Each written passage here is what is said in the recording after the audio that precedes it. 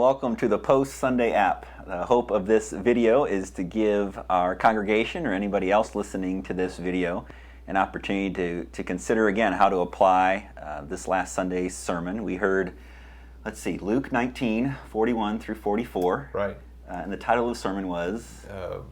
Missions Demands Weeping, or Why Missions Demands Weeping. Okay. We saw Jesus weeping over the city of Jerusalem, and it was also the last Sunday of our church's missions conference week, and so we tied the text in with what was going on in the life of our church. Yeah. So hopefully with this video, it'll give Daniel a chance to address any questions he might have gotten after the sermon, or if anything you wanted to clarify or you've been mulling over since you preached.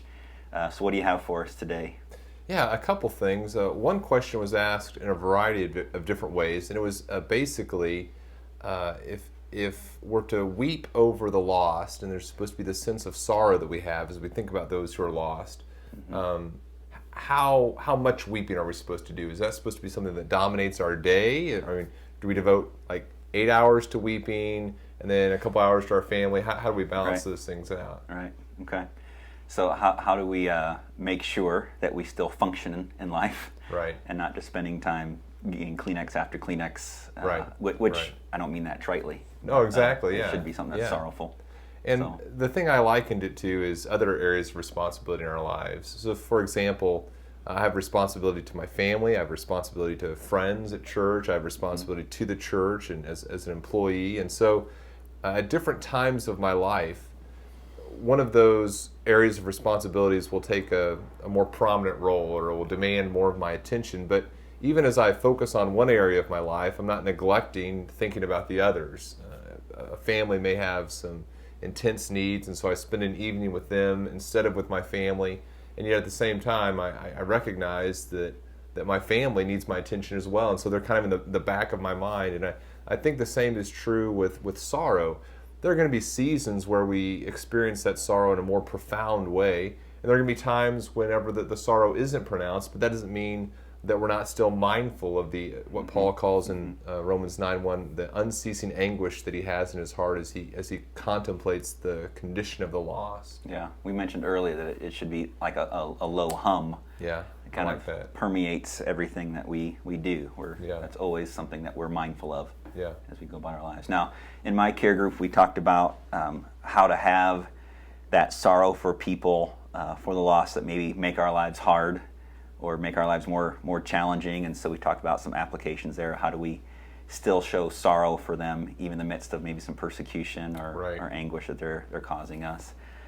Remembering to look at them as Christ looked at Jerusalem. And there was a question in your care group, I can't remember what it was now, that came up too. Yeah, it was about, it was something we talked about in our care group. It was something about, basically, we talked about how, in the sermon I talked about how sorrow takes place as love meets inability. Our love for people meets our inability to change them. And someone said, well, or as we were talking, we talked about how Jesus, as he saw Jerusalem, he loves them. At the same time, does he have inability? Because he's God. Couldn't he change hearts? And it's exactly what we see Paul wrestling with in Romans 9. And we're getting into God's divine sovereignty and human responsibility and how those things interact. And what I would say is simply this. We know that Jesus is God the Son, and as God the Son, he is in complete submission to the will of his Father. And so as God the Son, being in submission to the divine will of the Father, he, in that sense, has a chosen inability. And so in a sense, there's an inability to change the hearts of these people, because he's not going to go against the divine will of the Father. And so there's, in a way that we can't understand, there's inability mixed with love that leads to sorrow. Okay. Well, again, we do hope this helps with your post-Sunday application or your post-Sunday app. And Daniel always has a joke on the radio program that he has a face for radio. Yes. But face for radio, voice for writing. Yeah. But you look good. Yeah.